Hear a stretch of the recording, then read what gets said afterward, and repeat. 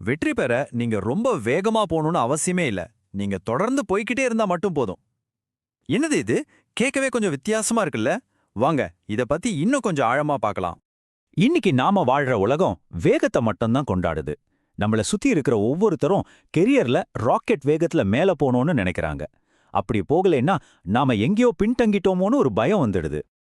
கெரியர்ல மட்டும் இல்லங்க, பண விஷயத்திலயும் இதே கதை தான். குறுகிய காலத்துல கோடீஸ்வரன் ஆகணும், சீக்கிரமா செட்டில் ஆகணும்னு ஒரு விதமான அழுத்தம் நம்ம எல்லாருக்குமே இருக்குதானே.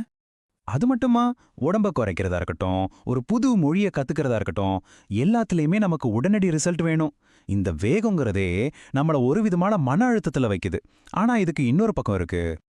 ஆனா ஒரு நிமிஷம் யோசிச்சு பாருங்க. ஒருவேளை வெற்றிங்கிறது வேகத்தை பத்தினதே இல்லனா, நாம எல்லாரும் ஒரு தவறான பந்தயத்துல ஓடிட்டு இருக்கோமோ? சுமார் 2000 வருஷங்களுக்கு முன்னாடி வரலாற்றோட மிகச்சிறந்த சிந்தனையாளர்கள்ல ஒருத்தவரான கன்ஃபியூசியஸ் சொன்ன ஒரு விஷயம் இது.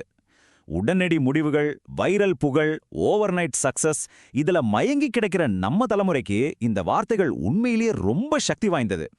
நம்ம தலைமுறை வேகத்தின் மேல ஒரு விதமான வெறியோட இருக்கு. நீங்க வேகமா ஜெயிக்கலைன்னா நீங்க பின்தங்கிட்டதா இந்த சமூகம் உங்களை உணர வைக்கும். ஆனா இங்கதான் நாம ஒரு முக்கியமான விஷயத்த புரிஞ்சுக்கணும். உண்மையான வெற்றி வேகத்துல இல்ல, நிலைத்தன்மையில, அதாவது கன்சிஸ்டன்சில தான் இருக்கு. கன்ஃபியூசியஸ் நமக்கு ஞாபகப்படுத்துறது இதுதான். வேகம் வெற்றியை தீர்மானிக்காது, நீங்க தொடர்ந்து செய்றீங்களாங்கிறது தான் தீர்மானிக்கும்.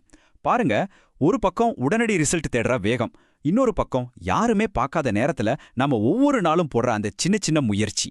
தினமும் வெறும் 1% ஜஸ்ட் 1% மட்டும் நீங்க உங்களை மேம்படுத்திக்கிட்டா போதும்னு நான் சொன்னா நம்புவீங்களா?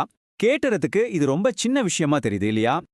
ஆனா அந்த 1% தினசரி முன்னேற்றம் ஒரு வருஷம் கடைசியில பாத்தீங்கன்னா 365% வளர்ச்சியா நிக்கும். இதுதான் காம்பவுண்டிங்கோட மேஜிக். சின்ன சின்ன அடிகள் கூட உங்களை எவ்வளவு தூரம் முன்னோக்கி கொண்டு போகும் என்பதற்கு இது ஒரு பிரம்மாண்டமான உதாரணம். ஆனா இதுல ஒரு பெரிய சவால் இருக்கு. நம்ம முன்னேற்றம் ரொம்ப மெதுவா இருக்கும்போது நம்ம மனசுக்குள்ள இருந்து ஒரு குரல் மெதுவா பேச ஆரம்பிக்கும். சந்தேகத்தோட குரல். இது ஒரு உளவியல் ரீதியான போராட்டம். ரிசல்ட் உடனடியா வரலனா நமக்குள்ளேயே நாம கேட்டுக்கிற முதல் கேள்வி இதுதான். நம்ம திறமை மேலேயே நமக்கு சந்தேகம் வர ஆரம்பிச்சிடும். நாம தொடர்ந்து முயற்சி செஞ்சோம், பெரிய பலன் கிடைக்காத போது சந்தேகத்தோட இரண்டாவது குரல் கேட்கும். ச்சே, இவ்ளோ கஷ்டப்படுறதெல்லாம் வீணோ அப்படின்னு தோண ஆரம்பிக்கும். இதுதான் பலரையும் தோற்கடிக்கிற கடைசி கேள்வி. போதும், எல்லாத்தையும் விட்டுடலாமா அப்படிங்கிற எண்ணம் நம்ம மனசை ஆட்டி படைக்க ஆரம்பிக்கும். ஆனா முக்கியமான விஷயம் என்ன தெரியுமா?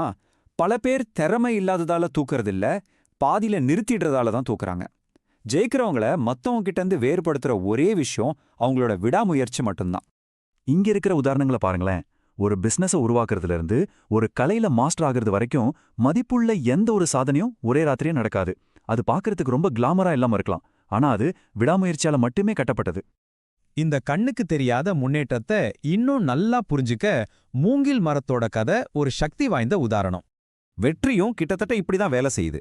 4 வருஷத்துக்கு மூங்கில் மரத்தோட வளர்ச்சி பூமிக்கு மேல 1 இன்ச்சு கூட தெரியாதான். ஆனா பூமிக்கு அடியில அது ஒரு பிரம்மாண்டமான வேர் அமைத்த உருவாக்கி அதோட அடித்தளத்தை பலப்படுத்திட்டு இருக்குமா. 5வது வருஷத்துல திடீர்னு மலமலன்னு வானத்தை நோக்கி வளர ஆரம்பிக்கும். உங்களுடைய இன்றைய மெதுவான முன்னேற்றம் நாளைய மிகப்பெரிய பாய்ச்சலுக்கான கண்ணுக்கு தெரியாத அடித்தளத்தை அமைக்குது. சரி, இந்த காலத்தால் அழியாத பாடத்தை சோஷியல் மீடியா, ஒப்பீட்டு கலாச்சாரம்னு அழுத்தம் நிறைஞ்ச நம்மளோட இறைய உலகத்துல எப்படி பயன்படுத்துறது? சோஷியல் மீடியாவை திறந்தாலே போதும், அவன் என்னை விட சின்ன வயசுல நிறைய சம்பாதிக்கிறான், இவளோட வளர்ச்சி எவ்ளோ வேகமா இருக்கு, அவன் ஒரே வீடியோல வைரல் ஆயிட்டான், இந்த மாதிரி கவலைகள் நம்மள அறியாமலேயே ஒரு தாழ்வு மனப்பான்மைக்குள்ள தள்ளுது இல்லையா? ஆனா ஒன்னு நல்லா ஞாபகம் வச்சுக்கோங்க, உங்க போட்டி மத்தவங்களோட இல்ல, உங்க போட்டி நேற்றைய உங்களோட மட்டும்தான். உங்களுடைய தனிப்பட்ட வளர்ச்சி மட்டும்தான் இங்க முக்கியம். அப்போ இந்த முழு அலசலோட மைய கருத்து இதுதான். நீங்க வேகமான ஆளா இருக்க வேண்டிய அவசியமே இல்ல, ஆனா தொடர்ந்து முன்னேறிட்டே இருக்கிற ஆளா இருந்தா மட்டும் போதும். இந்த கேள்வி உங்களுக்காக. நீங்க இப்போ எந்த இலக்க நோக்கி மெதுவா ஆனா விடாமுயற்சியோட பயணிச்சுக்கிட்டு இருக்கீங்க? உங்க பதில மறக்காம கமெண்ட்ல சொல்லுங்க. ஒருபோதும் முயற்சியை கைவிடாத ஒரு சமூகத்தை நாம சேர்ந்து உருவாக்குவோம். இந்த விளக்கம் உங்களுக்கு உத்வேகம் கொடுத்திருந்தா ஒரு லைக் பண்ணுங்க, உங்க இலக்க கமெண்ட்ல சொல்லுங்க. இதுபோல இன்னும் பல வாழ்க்கை பாடங்களுக்கு எங்க சேனலுக்கு சப்ஸ்கிரைப் பண்ணுங்க. கடைசியா இத மட்டும் ஞாபகத்துல வச்சுக்கோங்க. தேவைப்பட்டால் மெதுவாக செல்லுங்கள், ஆனால் ஒருபோதும் நிறுத்தாதீர்கள்.